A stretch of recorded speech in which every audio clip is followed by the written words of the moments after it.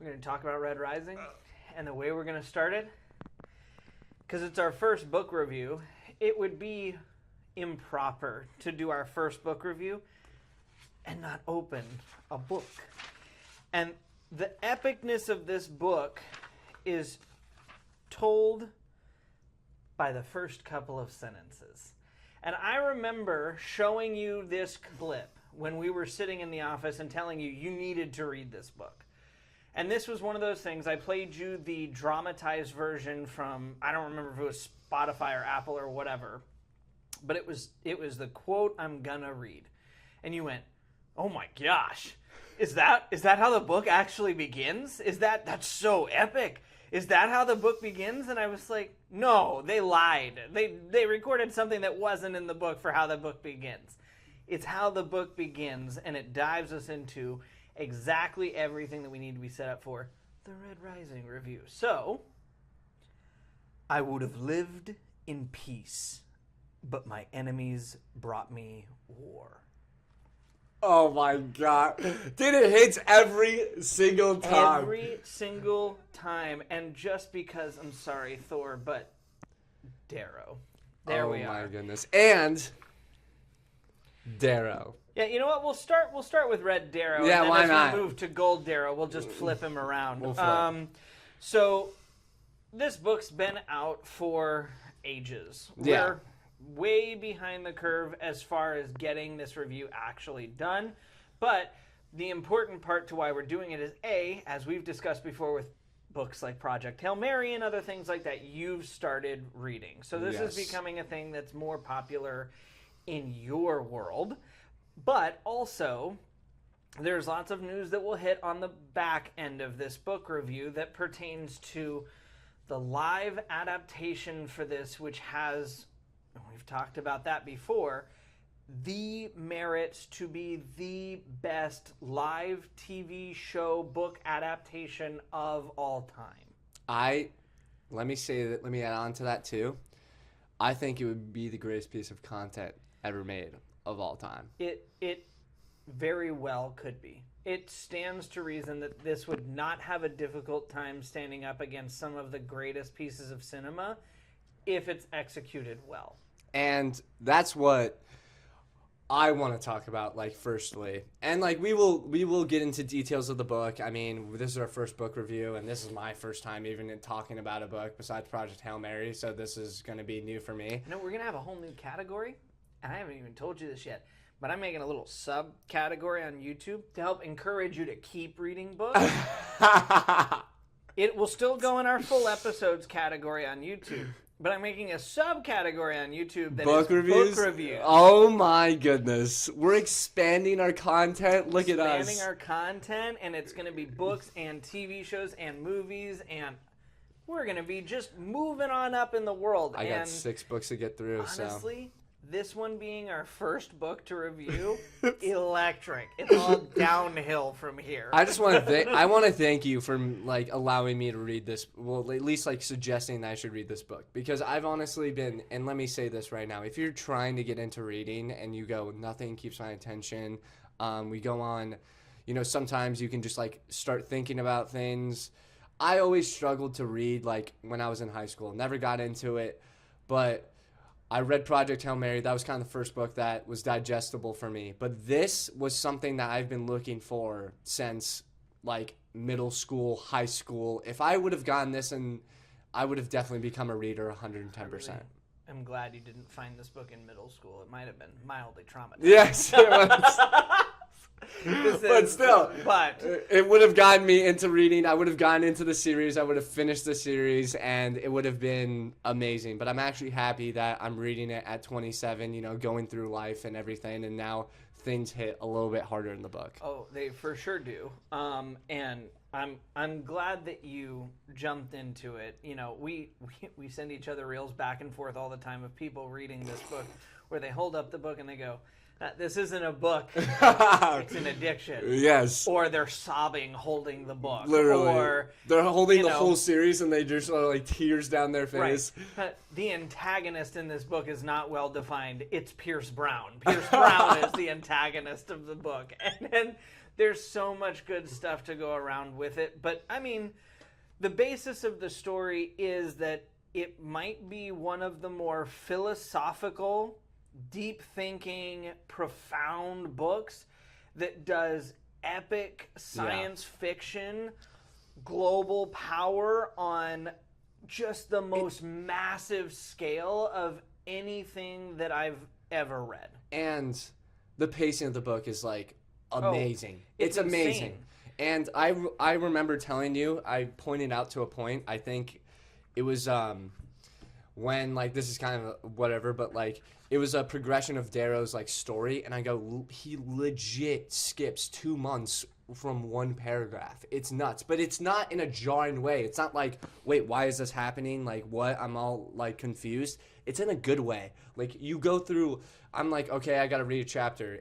Sometimes it's 5 pages, sometimes it's 11 pages, but it's never something that, you know, not to discredit like other books, but it's like, I would say like Lord of the Rings, or maybe even Game of Thrones, or other books that are like 800 pages. Sometimes Harry Potter, but Harry Potter, you know, is a great story. But it moves pretty quick too. But it can feel like you're not making progress in the book, and this is like only like 300, like 412 pages. It feels like you're making progress consistently on a consistent basis, and that's the thing. It's like for me, I would say it's like TikTok for reading. I mean, you are constantly getting through information, making great progression to the story, and it's so addicting. I mean, I'm like already on like 280 of Golden Sun right now. I was gonna say, you're outpacing me. No, I'm not. Yeah, you're not locked in. I get it. I'm not reading my normal pace, and I've read the original trilogy before, so Yeah. I don't need to keep pace with you. I do remember having a conversation with my brother, who's also big into these books, and I said, I do have to catch up with him before he finishes reading the third book. Yeah. Because I know he's going to start reading the second trilogy. And then it's going to be done. I intentionally haven't, because the cliffhangers that Pierce Brown leaves you on are so gut-wrenching and so intense that I was like, I physically can't be left, especially because he didn't have an estimated date, and still doesn't, as to when the finale for the series is coming out. And so I was like, I would rather patiently wait. Yeah. Because I can read really quick. I know if I hopped into the second trilogy, even though it's by the time it's done, it's probably 4,000 pages. Yeah. I know I can plow through 4,000 pages in a month and a half. Seriously. I could do it. Especially with these books. It's such easy reads. I honestly would have days where I didn't want to go to work. I would be like, I don't want to like stop reading this. I'm calling out sick. Yeah. It's like I would rather get through 100 pages of Red Rising than go to work or something right now. Like, it's that addicting. It really is like you're watching TV, and you can visually see. That's like one thing also, that you can visually see the scenes that he's talking about and the scale. Like, it is Dune level of scales that we're talking about, and that's one thing that we'll get into the general. We want to talk about like the general talking of the making of the TV show, because like honestly, me and you were talking about this, and I'm like, is this even possible? Like, is he going to be able to do this? Because to give it justice of, you know, things that he sets up, I think the first book is definitely possible, but like certain things obviously later on in the series are going to be just crazy. I mean, we talk about that later, but the short answer until then is yes, and we'll get into it. But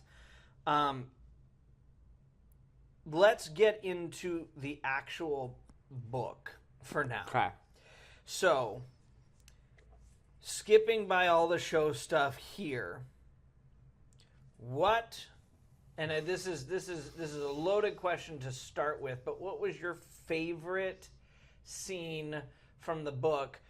By the way, our book reviews, they're the exact same as the TV show reviews. Spoilers everywhere. Also, this book's been out for well over a decade. If you haven't read it, it's just kind of like spoiling Harry Potter or Lord of the Rings. Yeah, I'm sorry, but it's been out. So we're going to talk about everything nuts that happens in this book. And if you haven't read it yet, now's the perfect time to switch off, read it, and then come back to it. Yes. What's your favorite scene in the book in totality? Okay. I'm a big anime fan. All right. You're not even going to understand what I'm talking about. But, like, Naruto and Sasuke are some of my favorite... Bless you. Naruto and Sasuke are some of my favorite, where it's kind of like an anti-hero and a protagonist, sort of like they're best friends to start out in the series, and then they grow apart and drift apart, and then they end up clashing.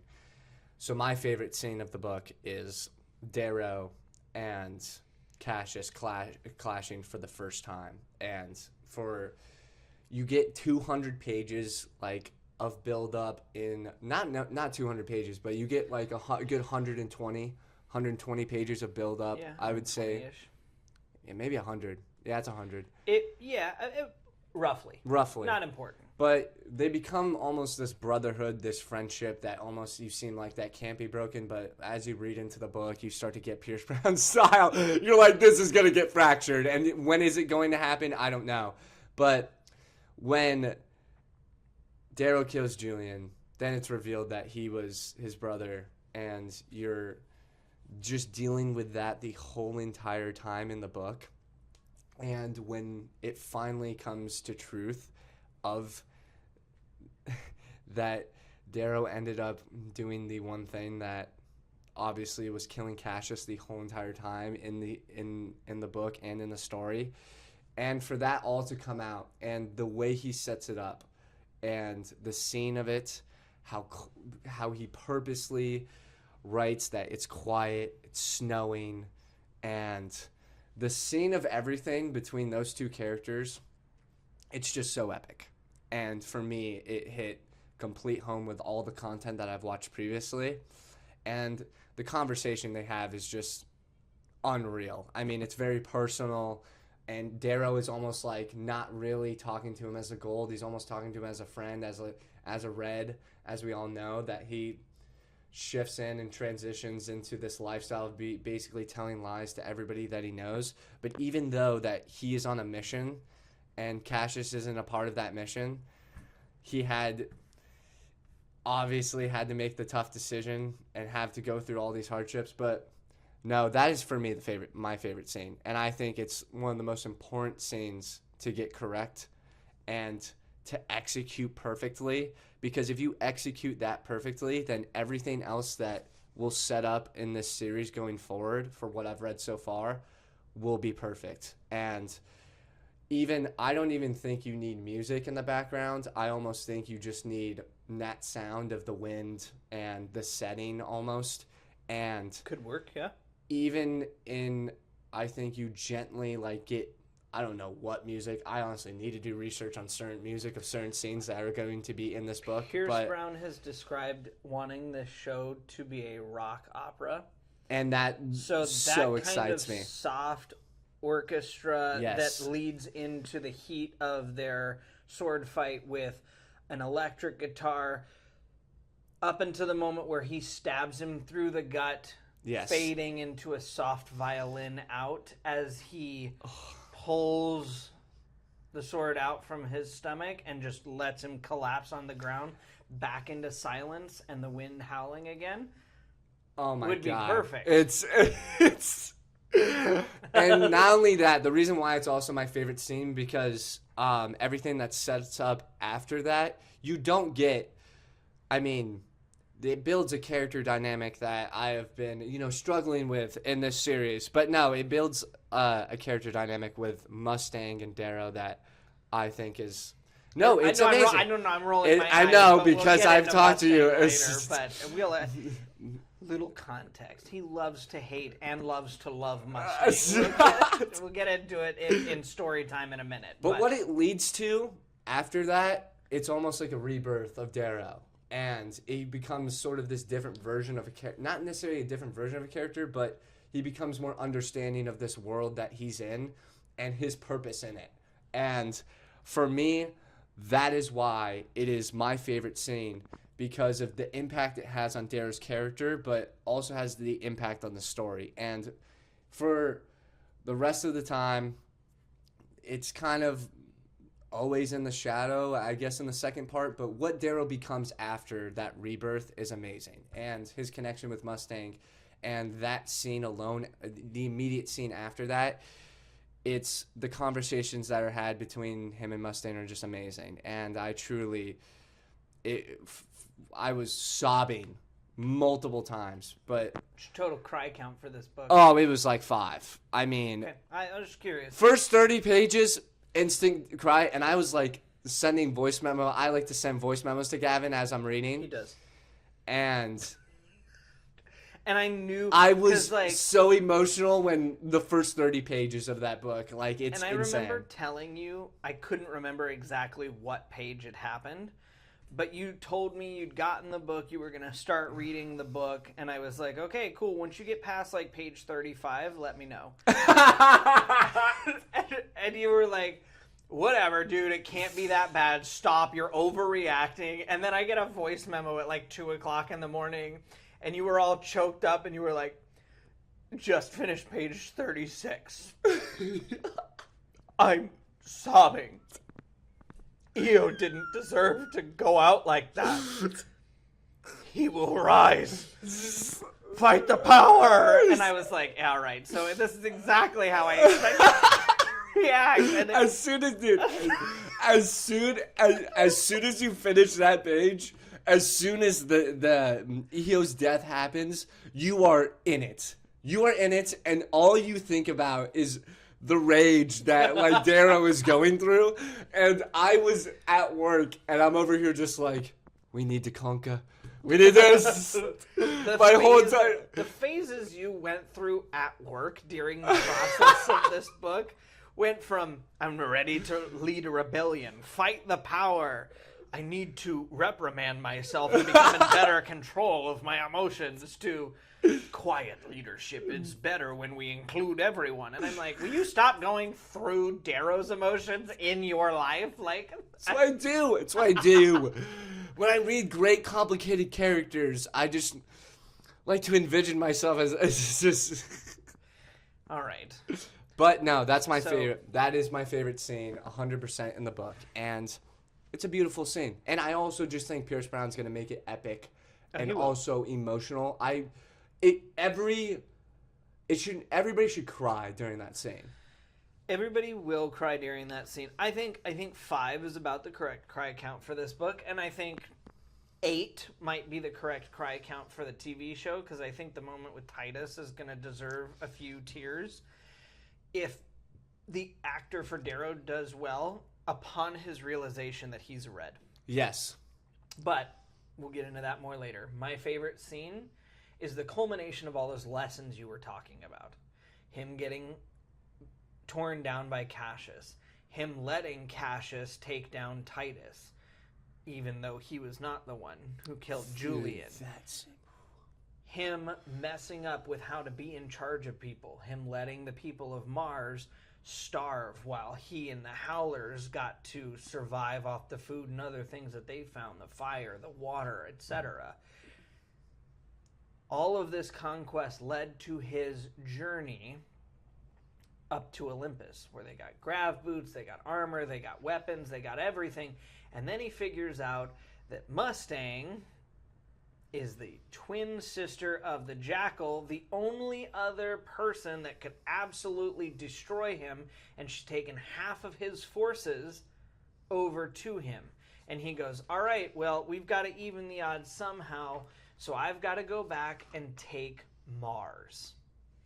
And that scene for me is so epic, because even though he's in the midst of the second biggest betrayal of the whole book, of his time at the Institute, he's taken every lesson. He's not letting the fact that the person he accidentally fell in love with ruin it. He's not letting the victory of what he's done being taken away. He's going back to reclaim his opportunity at still succeeding at EO's dream, still succeeding at the Institute, still becoming a peerless guard, still doing what he needed to do, reprimanding the situation or trying to with Cassius, going back to see his brother in Roke, meeting up with Severo and everybody and pulling the Brotherhood back together stitch by stitch as close as he can.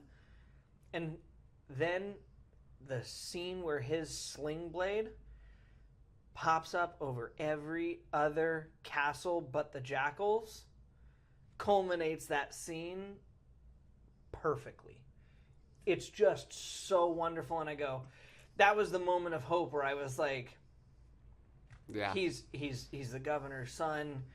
He's got to face off against his love. They're now even ground. I have no idea how this is going to go. Yeah. It could be anything, but getting to watch him reclaim something that's his, reclaim his pride in Mars, and use everything throughout the book that brought him here to get to this point was perfect. And it's funny because my favorite scene and that scene have a great interconnection together because Cassius and Darrow have a conversation where Cassius tells him there will be a blood feud for life. And then I think he spits on his face.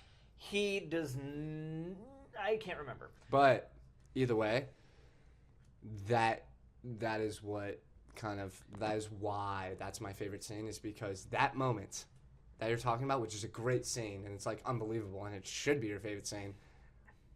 Like that battle that they had and that brotherhood that they had that was fractured, and then to know that that brotherhood will still be fractured to this day for life, is that conversation alone is just crazy. And there's like a million conversations you could talk about, but that one, the relationship between Cassius and Darrow just being utterly fractured, and you know it's going to be fractured for the rest of the series. It's crazy. It's insane. And that's the development of Darrow throughout this whole entire story is what I love the most about Pierce Brown's author, like him being an author. He's very introspective to the human condition. He's very well equipped to write these difficult, complicated situations that require so much more than just gratuitous violence for the sake of gratuitous violence.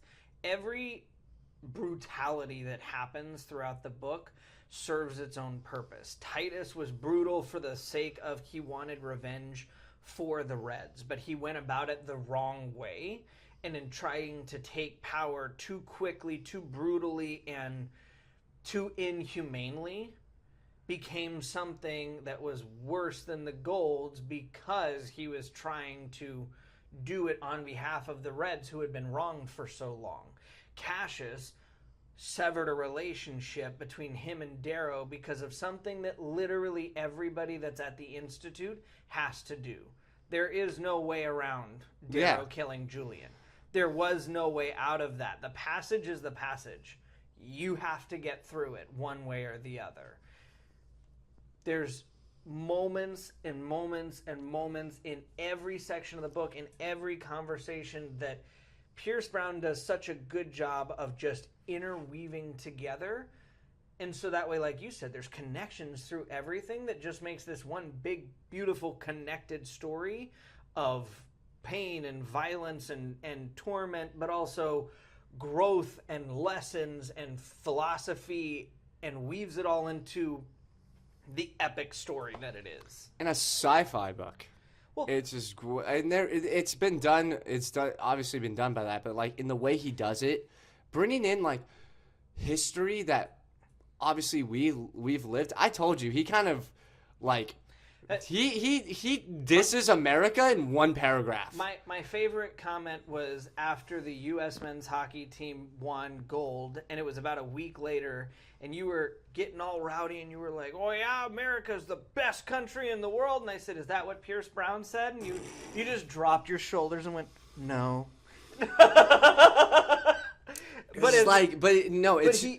he outlines it perfectly, the greed, the everything, and he does it in like 4 sentences. Yeah, And the Itty-bitty Romans, little paragraph. and he goes after everyone. It's not like I'm just Everybody. everybody. No, he goes after the world. The world, because that's the scale of this universe. Like, even when you read this book, you realize that this is just a speck of dirt in the like grand scheme and the scale of the story. And then you get glimpse of it. It's like this. You see the ceiling, but you don't see it yet. Then it breaks, and you're like, oh my god. My favorite part of the story, especially when I was reading through it the first time, I thought Eo's death was the most significant thing that could possibly happen in this story. Yeah. I mean, You're you're 30 pages in and you're sobbing. I was worried about ruining my book because I was crying so hard. There were tears flooding onto the pages, and I'm going, this has got to be one of the most significant things that happens in this book. And then Darrow dies. And you're like, what's happened? He's dead, and then you're flipping through all the stupid medians in between the things, and he wakes up. And they tell him that he's going to become a gold, and you go, okay, now this is the biggest thing that's happened. Yes. And then Mikey opens up the window, and there's a whole civilization above Red. What their civilization underneath the rock have been working for since their knowledge started. Their The whole pit entire vipers, history. the miners, everything. Their whole history is based on, we're doing this to make what's already there possible. And I go, unbelievable.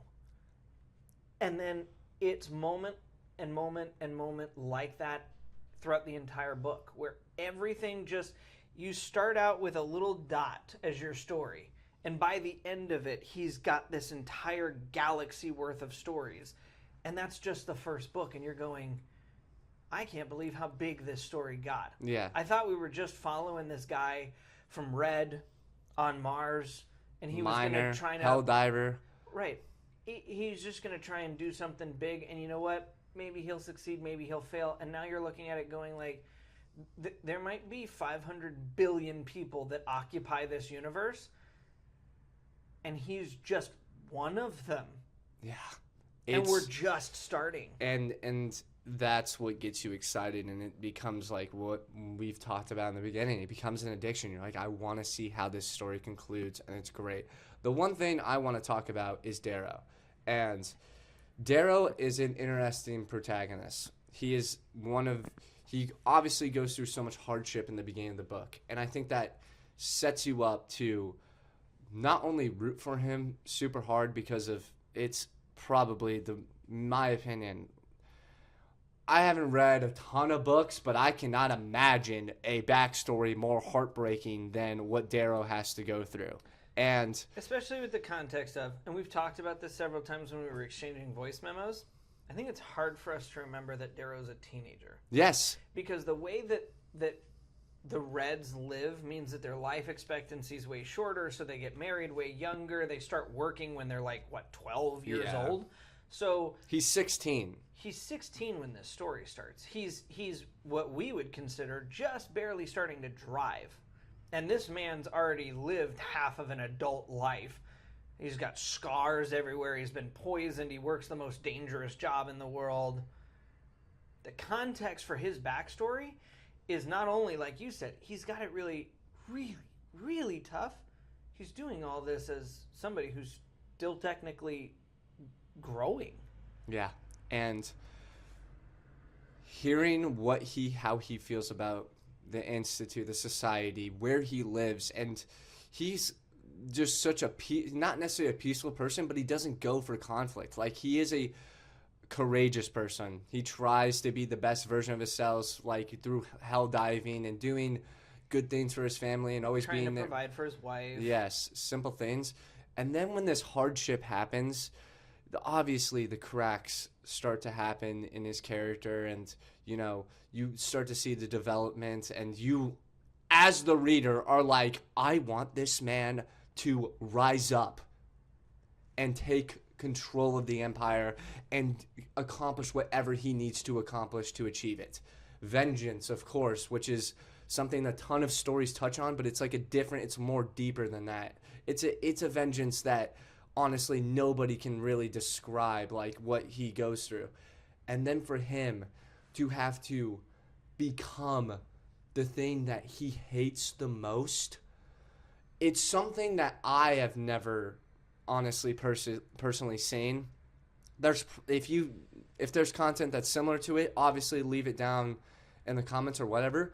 But for him to become the thing that he truly hates and have to learn their history, learn how they fight, truly become what he never thought he would ever have to, something that he would never have to do, it's one of, like, it's not only heartbreaking, but insane at the same time. And you almost, as you're reading it, just feel like this is such an impossible task, and I don't know how he's going to accomplish it. And the development of that from the passage to the institute to the game that he's playing, and his relationships that he builds with all these characters that almost become a brotherhood, like Cassius.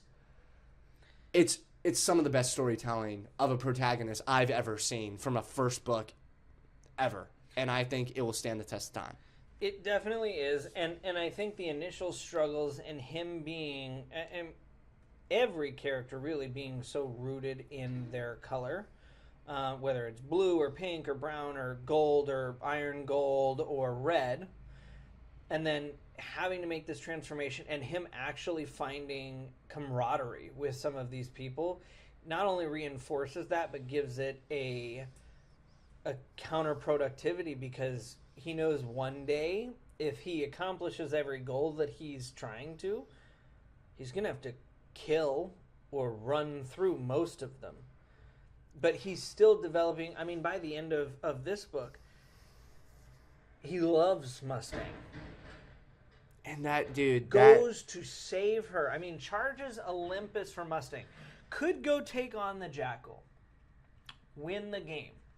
Knows if he does, Mustang will die. Chooses to go save Mustang. And that duality of character is so interesting, because he's now become a gold. It's not just I'm playing a gold. Darrow is slowly over the course of the Institute, slowly over the course of the passage, slowly over the course of the carving, becoming a gold. And the more that he does, you can, I mean, Pierce writes his internal struggle well of, I don't even feel like I'm a red anymore. I feel like I'm a gold. And that's such a great part of the story, because he knows it's what he has to do, but he doesn't want to lose who he is in order to accomplish that goal. But to accomplish that goal, that's almost what he needs to do. And it's a great duality of man kind of storyline that goes into this, that makes it an even better book. And it's part of the reason why when we talk about, Red God, the series finale not coming out, and him coming out and saying, well, I'm not going to release it until it's perfect, I kind of look at it and go, you do whatever you want, man. You do man. You do you. I tell you what, it took you enough time to write these books, but each book has come out a masterpiece so far. So you need 6 extra months, take the 6 extra months. You're going to crush my heart anyway. I mean, all this book did was crush my heart. It's going to be the greatest thing I've ever... Thing after thing. So, I can't wait. It's going to be We'll go to the Barnes & Noble at midnight and pick it up together, and we'll call off work the next day and just read the whole, probably 2 days. He said he wrote over 1,000 pages. Yeah. We'll need a couple of days off work, but we'll read the whole thing. So before we move into the TV show stuff... Yeah. You're reading Golden Sun now, so you've got a taste of what the sequel looks like. So, what's your score for Red Rising? Oh my God! Stop! I will infinity to 10. Seriously, it is a masterpiece. It's perfect. I don't know how to put this on our book T-shirt. It's. Oh wait, no, I can't. We can just use the infinity sign. Yeah. It's the most perfect and greatest piece of content I've ever experienced in my life, and that includes Game of Thrones, includes Dune, includes anything. It is literally perfect, and the ending as well, we talked about it for, the ending of this is just, you immediately, glass ceilings are broken, everything is opened up, the whole entire world and universe is now at play. And there are so many scenes in this book that are just amazing, that truly are relatable. They hit you. There is, I started a notes thing of writing down every quote that just hits home. And I only started 220 pages, which I honestly was thinking to myself, why did I not start this when I was reading the book? But it's fine. You can go it's back okay. and put the opening quote from this one in there. Yeah, exactly. I mean, that's it's one of the best quotes of the whole series. And yeah, it is a must read in your lifetime. It has to be. And I think it should be required school reading for anybody, to be honest, in schools. I mean, it's unbelievable. And I think it's up there with the Odyssey. I think it's up there with Lord of the Rings. I think it crushes, Game of Thrones. If you want to go into there, Game of Thrones is still not finished, so we'll see about that. But, I mean, it really is if Dune, Hunger Games, and Game of Thrones all did fusion, and it was done literally perfectly with more philosophy, more wisdom, better writing, better pacing, everything that needs to be into making a great story. And the protagonist itself really does. The story of Darrow is one of the greatest stories to ever be told. And I'm saying that without even finishing the series. So that's how much confidence I have in Pierce Brown. I literally want to thank Pierce Brown for writing this, because, I mean, it is truly a masterpiece. And I'm sorry I'm late to the game, but I'm just happy to be in it now. And, yeah, it is amazing. And we touched on, a couple of things here, but we will touch on more when we talk about the TV show of, how certain scenes they should execute. But this truly is a masterpiece, and it got me into reading. It's going to get me into more series and more sci-fi series going forward, and I'm honestly thankful I got to read this. As soon as my kid is of age, 18 years old or 16, I'm going to be here you go. 16. You're 16. Darrow. Yeah. I'm dude, you think your life is hard? You think math homework is tough? I want you to read this, buddy. At least you're not being carved. Yes. At least you're not being created and turned into the thing that you hate the most. But yeah, I do. I give it, infinity, man. I have no notes. Seriously. 12 out of 10, 13 out of 10, 14, 15 out of 10. There's nothing I hate about this. The pacing is perfect. Everything about it is a masterpiece. And I would love to hear if anybody has any problems with the book, because I would argue with you for hours upon hours being you need to understand this. Fair enough. I am giving it a 9.8 out of 10. And the only reason is that I've read the rest of the trilogy. And this is a really great book. It's an epic book, but you don't know what's coming yet. And the scale on which the rest of the trilogy does mean that this book, in terms of the sobbing, in terms of the jaw-dropping moments, in terms of there's absolutely no way he just did that moments. There's still so much more to come. And I loved his story. I loved his beginning. EO crushed me. Oh my God, crushed me. His carving was so difficult, but also mythical and just amazing.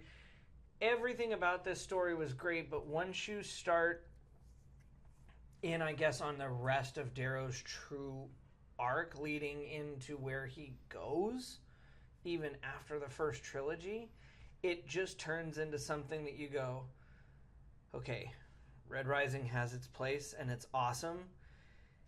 It almost might not be the best book in the series, which is a crazy thing to say out loud. And it's really hard that's not my favorite, because there's so much good in it, but it's good. But I also would like to thank Pierce Brown, because when I was a teenager, my dad brought me over to your booth at Comic-Con and said, you got to read this guy's book. Here, I'll buy you the first one. And I've always been a big book reader, and so I went, you know what? What's one more book going to hurt? It can't possibly be terrible. He's at Comic-Con. I opened it up, and I started reading it. And at Comic-Con, I finished the first book our first day there. And I sprinted down to Pierce's booth and bought the rest of the series that was out and had him sign all 3 of them. Now, Pierce, you weren't as big as you are now. You did have some leeway to be able to sit and talk to the teenager that was clamoring at your booth, but you were still patient. And you still sat, you still signed all my books, you notated them to me. I've got 2 Gavin in every single one of those books. And you sat and you chit-chatted with me for 15 minutes. And that even before being devastated, by the way, by the second 2 books, which I did read a day each over the next 2 days we were at Comic-Con. I can imagine you just literally sitting in a corner, everybody else is going to all their favorite booths, and you're just like... Oh, no, I read them at night. I just didn't sleep. Like, we would get back, because it was in Phoenix, and so it was like 103 degrees, so I wouldn't read them during the day, because I was literally dripping in sweat, and so it was like, I don't want to ruin the pages, but like, yeah, so I just read them in our hotel room at night. But... He was awesome, and from that moment on, I was like, Pierce can write whatever he wants. I'll read it. And it was one of those great things. And now even seeing him, post stuff on he's still the same guy. He's still the literally down to earth. Just I'm gonna be chill. I'm gonna be honest. First of all, dude, looks like a movie star. Hey, I was taken back. I was expecting this guy to be like 70 years old, like stereotypical. He doesn't look like an author at all. He doesn't look like an author. Looks like he should be an A-list actor, like, and starring a movie. I'm just like, bro, you could be a gold. Like, what are we talking about here? This is insane. It's ridiculous. But yeah, I mean, 9.8 out of 10. Pierce, you did a great job. I can't wait to read the final book. Thank you. Perfect job. All right. Which character for you is the most important casting for this show? Okay. It's for me. It's Darrow. Yes, Darrow, because he, and I've told you this before we had this conversation. He almost needs to be one person, leave, and then come back a completely different actor. And we've talked about this before, but because even in the book it describes him as literally looking in the mirror and not recognizing himself. So I want the skinny, wiry, redhead, 16-year-old kid for Darrow, and then I just want this gold behemoth built, just perfect Adonis of a human being for Gold Darrow. So that way when you put their characters side by side, whoop, they're completely different people. They're not the same person. Yeah, I mean, Darrow for me, and I completely agree with you. We were talking about this, and I go, first of all, no A-list actors. None. I want a full-scale audition of every single person gets an opportunity. I think it was for Harry Potter, what was it, like 45,000 or something like that. It was something like that. Crazy number of audition tapes. I want it to be that scale for this TV show. And everybody should get an opportunity, but it should be 2 people. It has to be 2 people. It can't be. It can't be. It has to be, because there's no way that you can. If I'm playing Darrow and I go, hey, I'm a red, and then I stand up and I walk out and I go do my carving, and then I come back in and I look exactly like myself, you're not believing me. This is not what the book describes. I need to be completely different. Darrow is completely different. In fact, that's the line that I remember from the carving the most, is I don't recognize myself. Yes. And I want to not recognize Darrow. You can use the original actor who plays him because it would kind of be fairly quick. It would be like maybe an episode or two. And even use the original actor's voice for his internal monologue. I would love to hear his voice for the internal monologue. Yeah. The whole time. Yes. You could 100% do that, but let it be a different actor for who plays him going through the passage, in the Institute, on Mars. 100%. Yes. It has to be somebody different. That, and I wrote down a list of names of like must get right for casting. I think Cassius, 110%. You have to get that right, and I do think he's an easy casting. You just got to get a pretty dude that can act very well, and he's your stereotypical, almost like jock-like, but like very pretentious. All the Goulds are kind of pretentious in some way, but I think... Really? No way. It's so funny listening to the audiobook, and then you go and Darrow's talking like a Gould, and I'm laughing so hard because he's talking like a preppy little lie, and I'm like... He's like, Yorktown is my favorite, and I'm just like, this is insane. But Cassius 100%. Mustang, listen to me. Everyone, she has to be correct. You want me to just call Millie Alcock and see if she'll be Mustang? Honestly, yeah, that would be a perfect... Yes, it would. Yes, it would. It would be perfect. By the time that... you have to remember Mustang's also like 16. I just said no A-list actors. I would take it. Okay. I wouldn't be upset. So, I'm actually going to counter your no A-list actors because we brought this up in our phone conversation before we started this. Russell Crowe, for me, could play Fitchner. You're right. Never mind. But we talked about it. It's not no A-list actors. It's A-list actors for the exact right role. Yeah. Russell Crowe, for me, I see Fitchner when I see Russell Crowe. Especially when he has that big old huge belly beard, too, the like gut. I can see him sitting in that chair, cocky and arrogant, just annoyed at Darrow, just slouched back, and just Russell Crowe would kill that role if he was approached for it.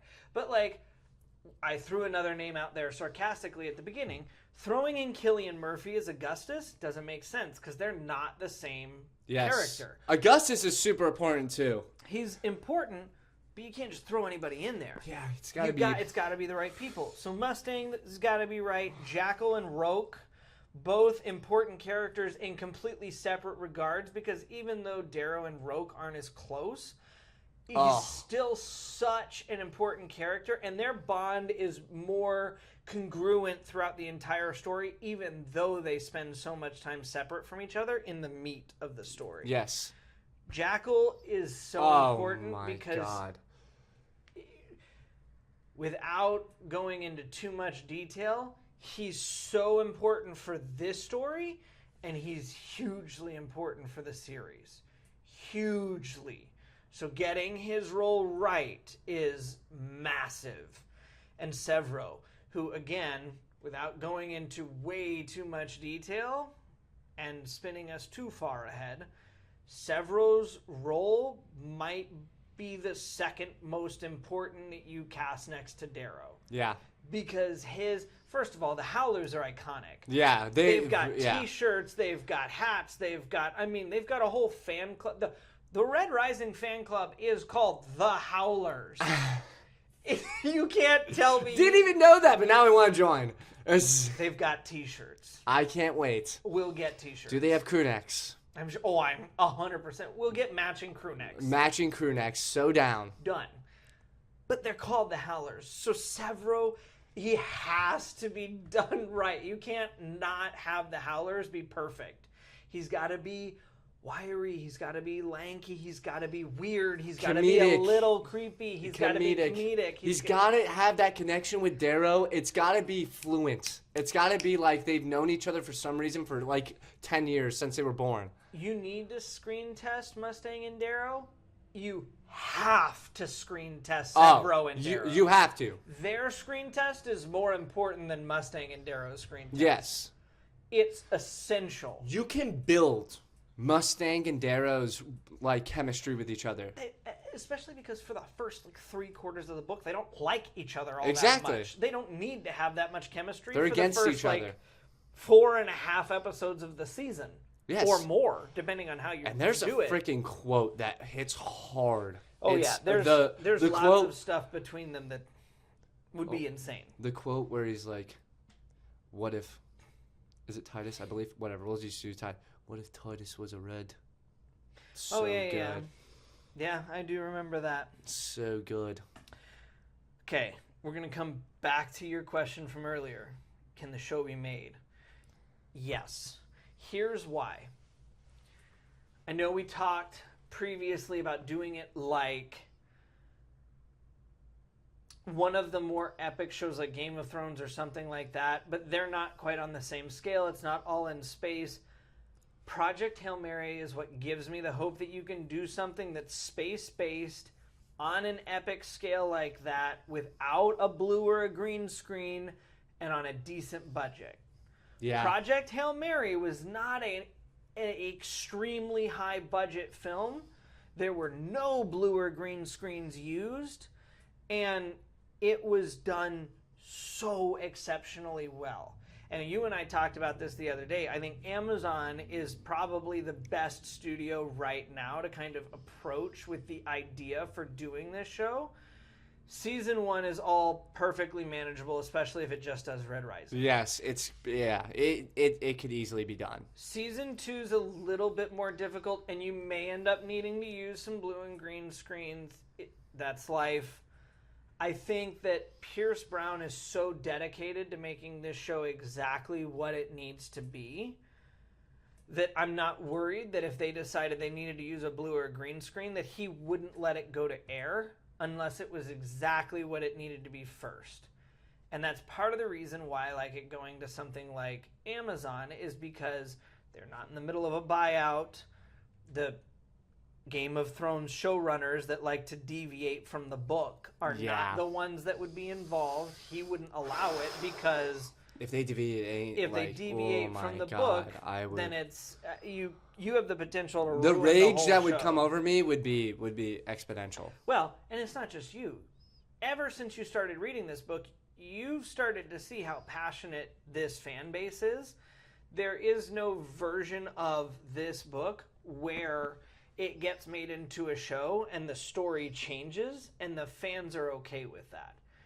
There is a version where that happens and the show dies after season 2 because they changed it so much that people hate it and they don't watch it. It's similar to the Halo show, for example. Right. It petered out because they deviated from who the characters were, what the show was, and what the story should have been. And so people almost didn't recognize it, and it was... Right. Yeah, so people stopped watching. Pierce Brown knows this. In a recent interview, which is a clip I've sent you, he came out and said, we've been at the handshake 3 times, and then people have pulled out. Okay, well that tells me that he's had appropriate suitors 3 separate times, and it hasn't gone through. So now he's waiting to announce anything officially until that handshake is done. He said he may have live adaptation news coming soon. In my mind, Apple just bought up Brandon Sanderson's Mistborn. Peacock just bought up Dungeon Crawler with Seth MacFarlane. HBO is doing Harry Potter. Yeah. That leaves one major studio that's not Netflix because Netflix just is they're in the middle of their own nonsense in there. And also, I don't trust them. I don't trust them, and I don't think Pierce Brown does either because they don't do epic long-term TV shows. That mostly leaves Amazon, and The Boys, their biggest showrunner, is ending this season. They need something big because the Lord of the Rings show did not do what it should have. Yes, nobody liked it. The Boys is ending, and you have an empty slate as far as big-time TV shows go. This is that show. So hopefully we'll get an announcement. And I'm crossing my fingers is a little too much, but I'm kind of hoping that he's saving the announcement for Red God comes out summer of 2027. and Red Rising's or I think I'd pass out. Red Rising TV show season 1 comes fall of 2028. I think I'd pass out. And I think that would be amazing because we could finish reading the series and then the very next year watch the show. And that would be amazing. But again, Pierce, I'm not putting words in your mouth. Take your time because I'm only on book 2, so take your time, please. Oh, whatever. You're flying through them. You'll be fine. I'm gonna immediately read Golden Sun as soon as I'm done with this. But like, it's like you said, it has to be the right studio, and I do think Amazon is the correct one to do it because they just right now are going through kind of a transition period when it comes to content. Not with The Invincible, but The Invincible is an animated show. It's kind of a different thing. We're talking about live action here. I do think that is the correct approach, and I do think that is where he's leaning towards. I wouldn't hate if Apple TV Plus got it, because they've done a good job. They've done a good job. They've done some good kind of low budget stuff. They kind of have a formula right now with sort of rom-com-y sort of heartfelt TV shows, but Shrinking Ted Lasso. Monarch is up there, so they're doing some big stuff right now that people are liking, and they've just made some good content. So I would trust them if they went all in. You have to go all in on this. There's no turning back. If you fail at this, then nobody will trust you with anything ever again. And that's why I like Amazon doing it, because Project Hail Mary was let's call it what it is, a bit of a Hail Mary. Yeah. Andy Weir projects have been huge successes in the past, but it's not a guarantee. And this movie, even though it was on a decent budget, still cost them a lot. And they're not known for making blockbuster movies. That's not what Amazon is known for. It's really their first success. It's their first major, huge success as far as a blockbuster movie goes.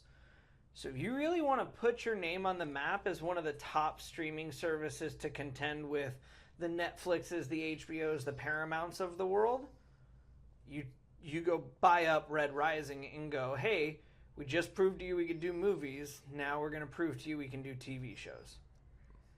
I'm happy to have that proven to me. Show me. Happy. Do it. Do it. Because, boy, I tell you what, you want to release that right along the next season of Harry Potter, I'll watch a Harry Potter episode, a Red Rising episode, a Harry Potter episode, a Red Rising episode. And it would tickled pink. Let me just tell you, and there's a lot of people right now that are kind of debating on, am I excited for Dune and stuff, and no, not really debating on if they're excited for Dune, but there's a ton of people that were like, when Dune first came out, it's like, I don't even know what this is. People that haven't read the book, for example, that would have been me probably for Red Rising.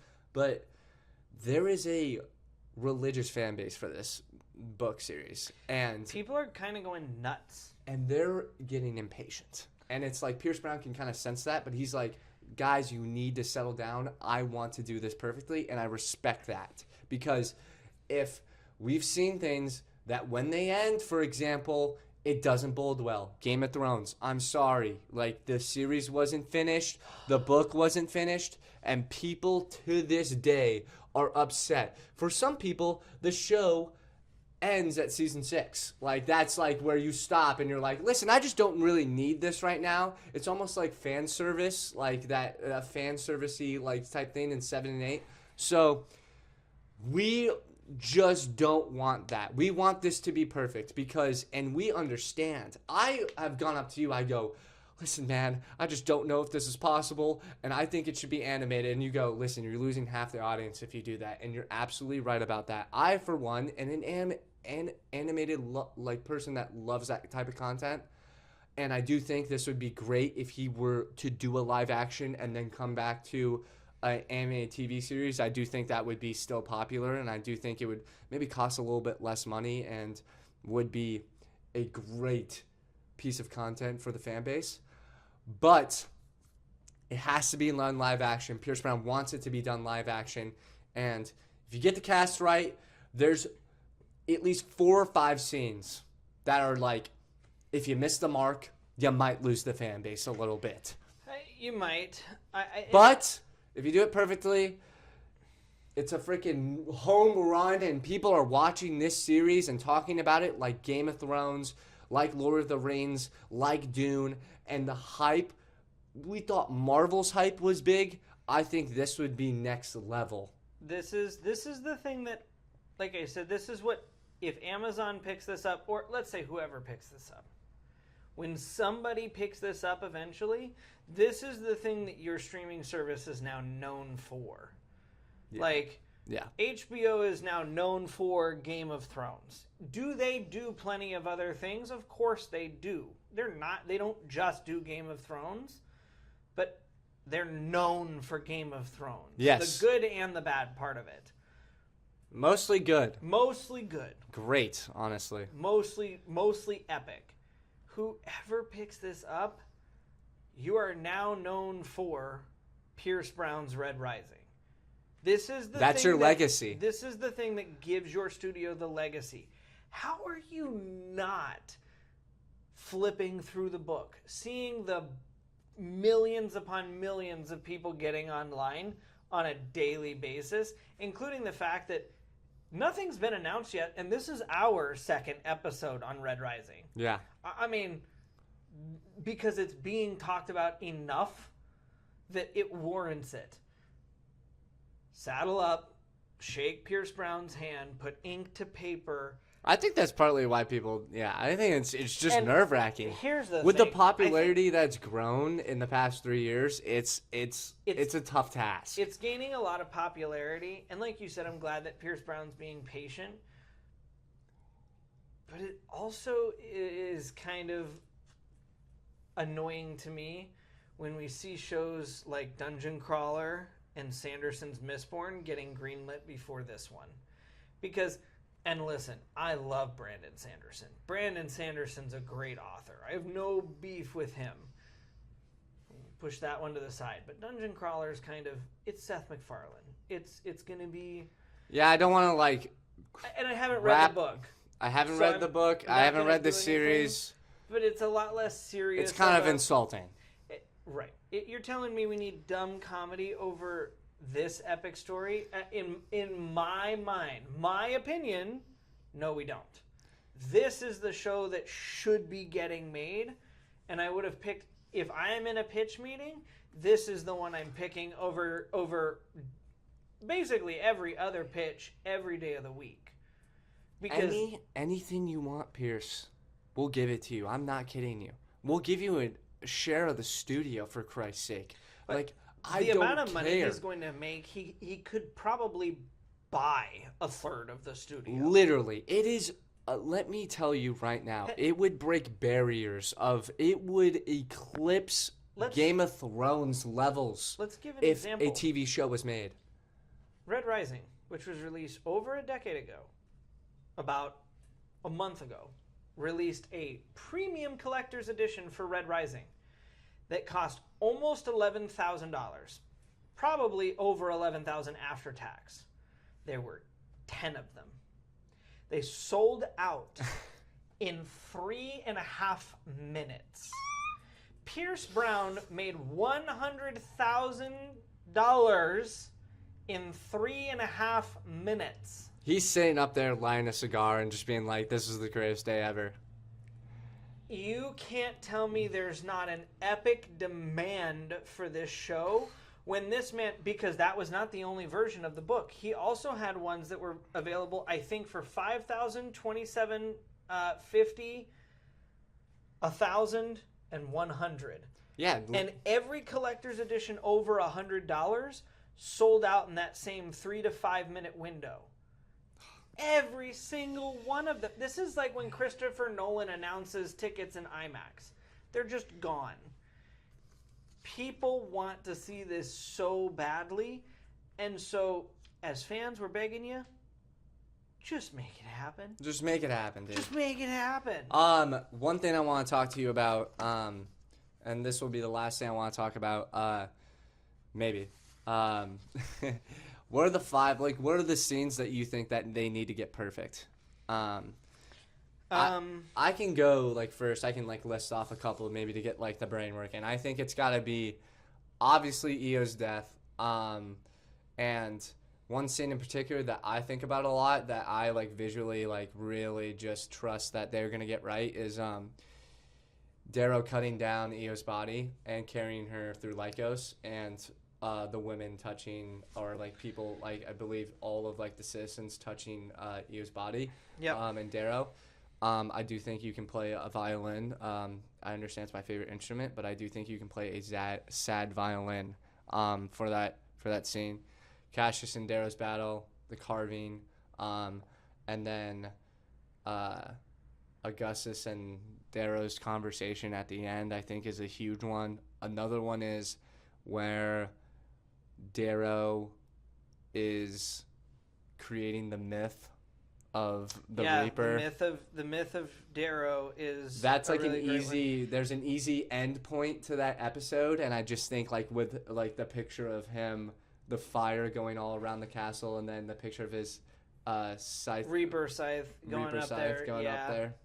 I also really like when him and Mustang have kind of fully healed, and they get the white wolf pelts to go storm the castle, and they literally pull the pelts over their head, and him and the Howlers all charge in the snow towards the castle.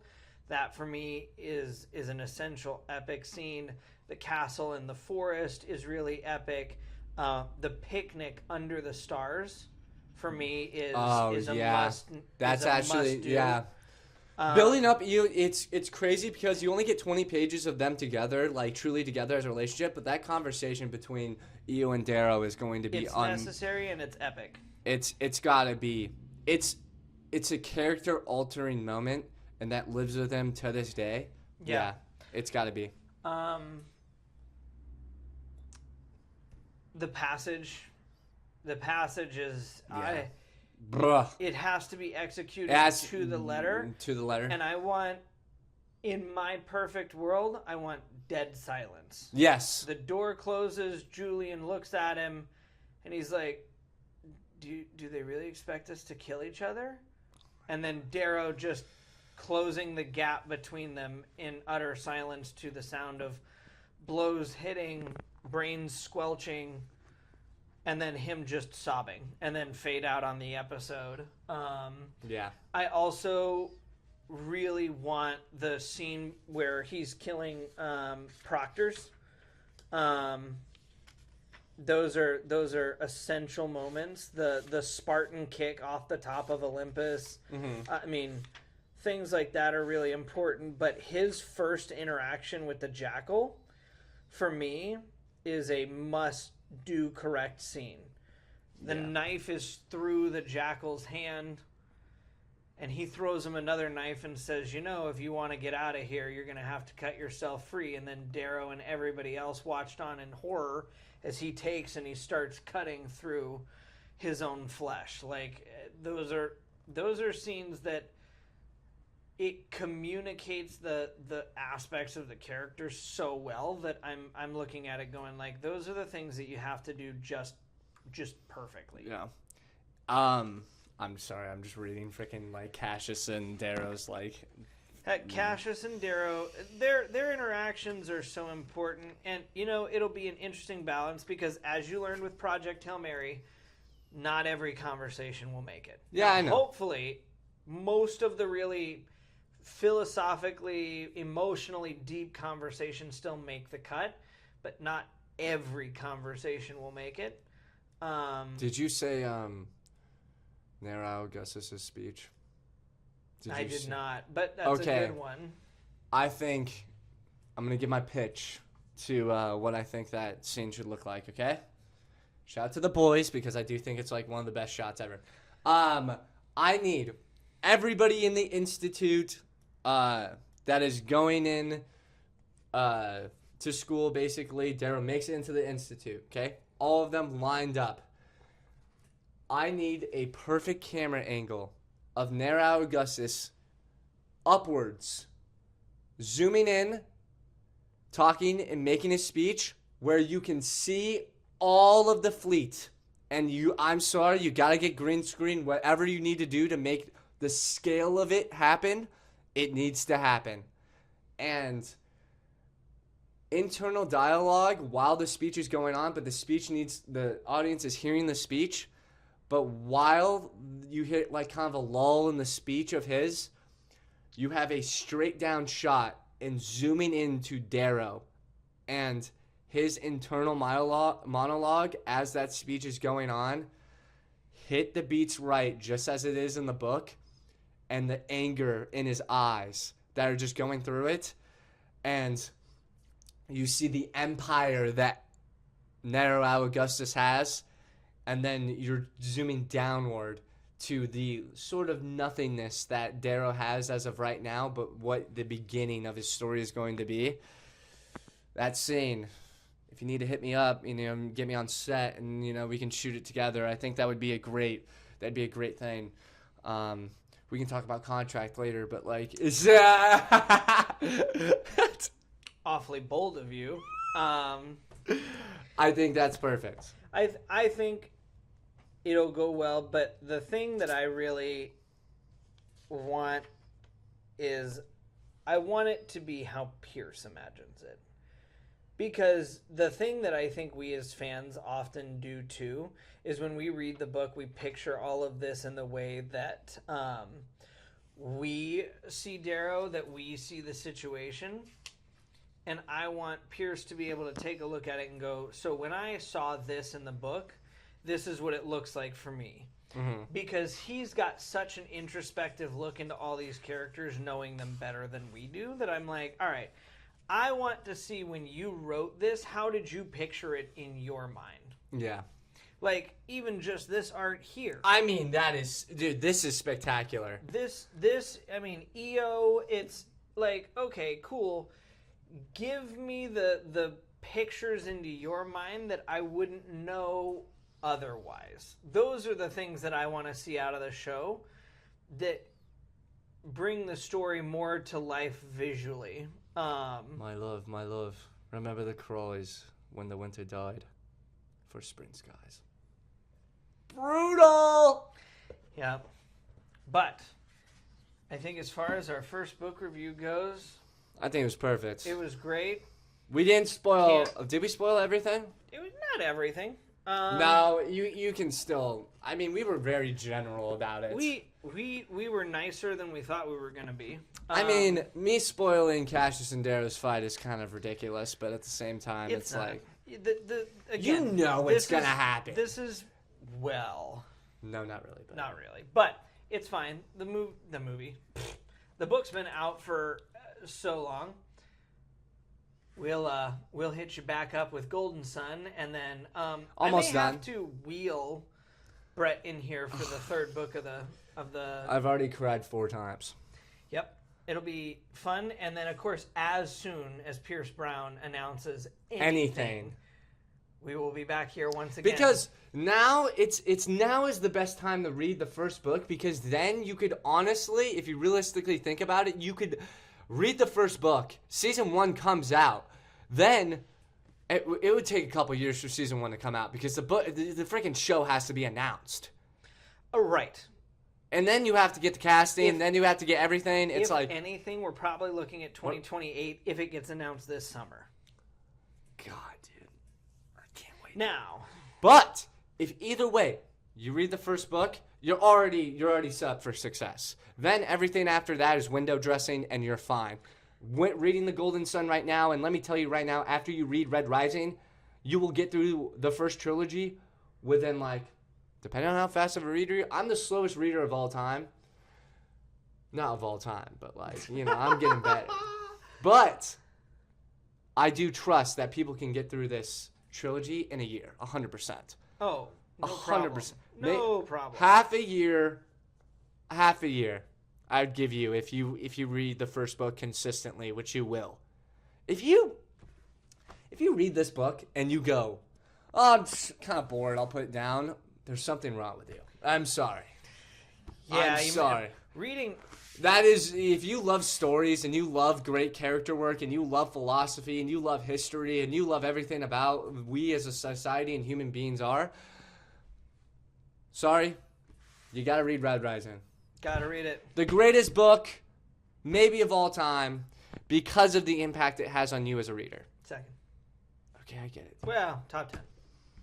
Pierce Brown has The Golden Sun is low-key better, but it's I don't care the impact on me. I give it an infinity. Hey, infinity out of 10.